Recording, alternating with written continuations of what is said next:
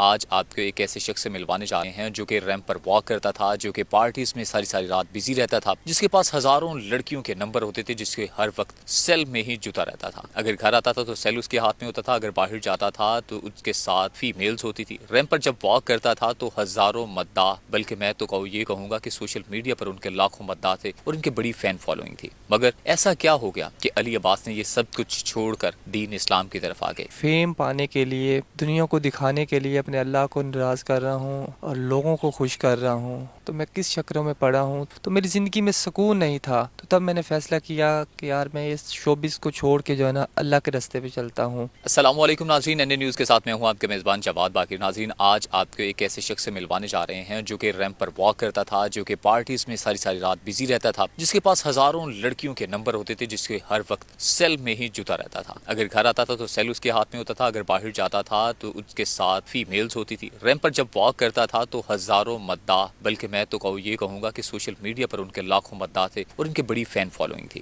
مگر ایسا کیا ہو گیا کہ علی عباس نے یہ سب کچھ چھوڑ کر دین اسلام کی طرف آ گئے، اپنی تمام کی تمام تر زندگی دین اسلام کے جو اصول بنائے گئے ہیں، جو شریعت کہتی ہے، اس کے مطابق انہوں نے زندگی گزارنا شروع کر دی۔ آخرکار کون سا ایسا انسیڈنٹ تھا جس نے علی عباس کی تمام زندگی پلٹ کر رکھ دی؟ وہ رنگینی، وہ گلیمرس سے نکل کر وہ پراپر طور پر مذہبی طریقے سے زندگی گزارنے لگے ہیں۔ آئیے آج آپ کو علی عباس سے ملواتے ہیں۔ 2019 میں میری سسٹر کی شادی ہوئی تھی اور 2019 میں اس کا ایکسیڈنٹ ہوا، اور ہاسپٹل میں جب گئے تو انہوں نے بتایا کہ صرف اس کے آپ دعا کر سکتے ہیں، دعا سے بچ سکتی ہے، اس کے علاوہ اس کے لیے آپ کچھ بھی نہیں، آپ جتنا مرضی پیسہ لگا لیں تو یہ نہیں بچ سکتی۔ تو میں نے تب سوچا کہ ہم پیسے کے پیچھے بھاگ رہے ہیں، تو پیسہ تو ہمارا کام نہیں آتا، تو اگر پیسہ اتنا ہی ضروری ہوتا تو کسی کی جان بچ جاتی، تو پیسہ تو ہمارے لیے ضروری ہے نہیں، تو اس لیے اس سے اچھا ہے کہ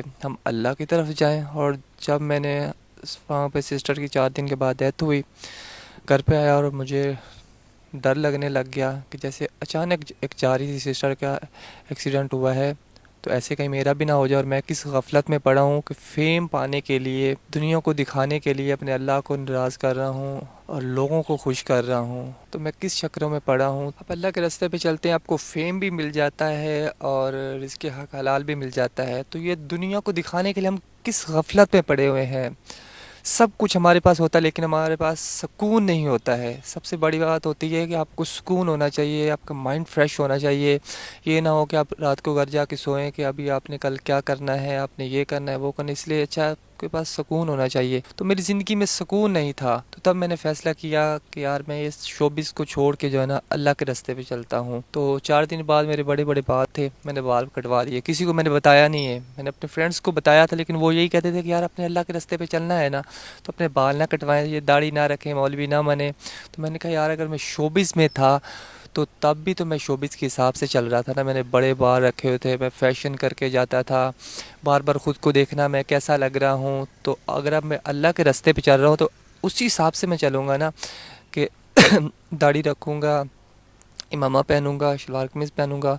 تو میں نے ایسے ہی خود کو منا لیا، اور میری جتنی ساری تصویریں تھیں میں نے پرنٹ نکلائے ہوئے تھے، جو میں نے بیان سنے کہ پرنٹ نکلوانا اسلام میں حرام ہے، تو میں نے سارے ڈیلیٹ کر دیے۔ اس کے بعد میرے پاس 1000 لڑکیوں کے نمبر تھے، شوبز کے ٹاپ ماڈلز کے نمبر تھے، جن کے نمبر لوگ ایک جھلک دیکھنے کے لیے ترستے تھے، ان کے نمبر تھے میرے پاس۔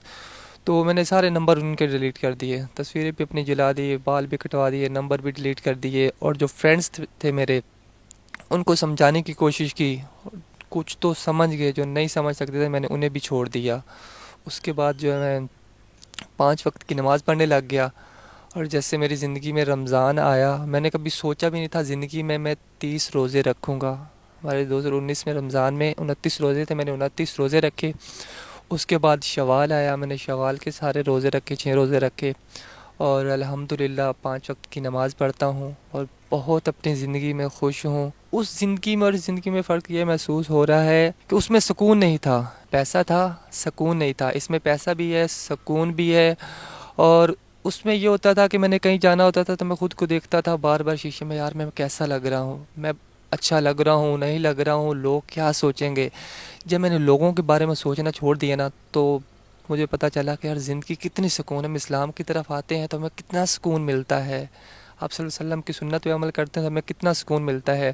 اب جیسے بھی ہوتا ہوں میں بس یہ ہوتا ہے کہ پاک صاف ہوتا ہوں کہ میں نے نماز پڑھنی ہوتی میں ویسے ہی چلا جاتا ہوں باہر. پہلے یہ ہوتا تھا یار میں نے اس فرینڈ کو ساتھ لے کے جانا ہے, ادھر گاڑی پہ جانا ہے, ادھر میں نے ایسے جانا ہے, ادھر ایسے جانا ہے, تو فلاں جگہ پہ آج جانا ہے. ساری رات یہی سوچنا, صبح اٹھنا یہی سوچنا, موبائل کو بار بار دیکھنا, موبائل کو لاک لگا کے رکھنا. تو اب موبائل گھر پہ پڑے ہوتے ہیں, گھر والے فون اٹھا لیتے ہیں, کسی کا بھی آتا ہے. تو ایک اس سے زیادہ بہتر ہے کہ فہم بھی ابھی مل رہا ہے مجھے, ٹھیک ہے, اور سکون بھی ہے. ہاں کافی لڑکیاں کال کرتی ہیں, لڑکے بھی کال کرتے ہیں کہ ہم اس فیلڈ میں آنا چاہتے ہیں. لڑکیاں بھی کال کرتی ہیں کہ یار ہم سے ویسے مل تو لو, آپ نے فیلڈ چھوڑ دی کہ. تو میں نے کہا جب میں نے چھوڑ دی ہے, میں نماز پڑھ رہا ہوں, اتنی مشکل ہوتا ہے, ٹھیک ہے, ٹائم نکال کے 5 وقت کی نماز پڑھنا, روزے رکھنا, تو پھر بھی اگر میں نے وہی گناہ کرنے ہیں, ادھر سے میں نیکی کر رہا ہوں, ادھر سے گناہ کر رہا ہوں, وہ تو لیول ایک ہو جائے گا نا, اللہ کو دھوکے دینے والی بات ہوگی نا. ہم آج کل دیکھیں نا, کسی انسان کو دھوکہ دیتے ہیں تو ہمیں وہ کیسا سمجھتا ہے, ہم اللہ کو بار بار دھوکہ دیں گے. اتنی ساری زندگی غفلت میں گزر گئی ہے, اگر ابھی بھی میں وہی کام کرتا رہوں گا تو میری عبادت کو کوئی فائدہ نہیں نہ ہوگا, میری توبہ کا. تو اس لیے لڑکیوں کو بھی انہیں بھی سمجھاتا ہوں, میری بہن اب آپ یہ کام چھوڑ دیں, میں نے یہ کام چھوڑ دیا ہے. تو اب تو مجھ سے کوئی نام بھی پوچھتا نا کسی لڑکی کا, یار وہ فلاں لڑکی کا کیا نام تھا, میں نام تک نہیں بتاتا ہوں انہیں, کیونکہ بھائی اس کی شوبز کے علاوہ کوئی بات کرنی ہے آپ نے تو وہ میں آپ سے بات کروں گا.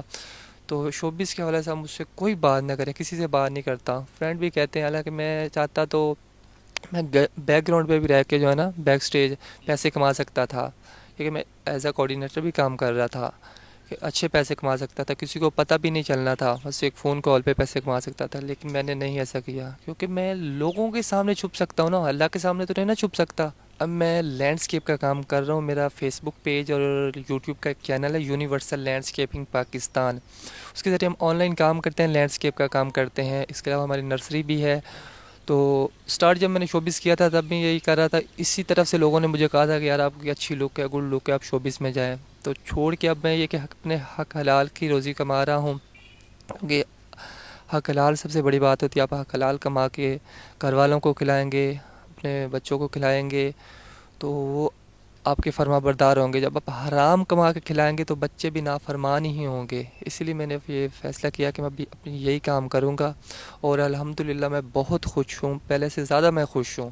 نہیں, مجھے سپورٹس سب کرتے تھے, کیونکہ آپ کو پتہ آج کل معاشرہ ہمارا کیسا چل رہا ہے. میں اپنے فرینڈ ایک کو بلاتا تھا, وہ 10 آ جاتے تھے, کیونکہ لوگ آج کل برائی کی طرف جا رہے ہیں, اسلام کی طرف نہیں آ رہے ہیں. تو اس لیے مجھے سب سپورٹ کرتے تھے. لیکن جب سے میں نے شوبز چھوڑا اس کے بعد, پہلے تو لوگ ہوتے تھے نا کہ شوبز کے لوگ ہی میری رسپیکٹ کرتے تھے, کچھ لوگ عجیب طریقے سے دیکھتے تھے. اب الحمدللہ جو ہمارے رشتہ دار ہیں, اس کے علاوہ دوست بھی ہیں, وہ بہت زیادہ عزت کرتے ہیں کہ یار دیکھو ایک اتنا فیمس ماڈل, وہ چھوڑ کے اگر اسلام کی طرف آ سکتا ہے تو ہم کیوں نہیں آ سکتے ہیں. میرے بارے میں لوگ کہتے ہیں کہ یار دیکھو لڑکیوں کے ساتھ رہتا تھا, اس کا کام یہی ہوتا تھا, سارا دن بات کرنا, ان سے ملنا جلنا, پارٹیز میں جانا. اگر وہ چھوڑ کے آ سکتا ہے تو ہم کیوں نہیں آ سکتے ہیں. ہمارے گھر والے بھی یہی کہتے ہیں سب کو, یار دیکھو وہ آپ کا بھائی ایسا من گیا, تو آپ لوگ دوسروں کو بھی سمجھاتے ہیں, کیوں نہیں مانتے ہیں.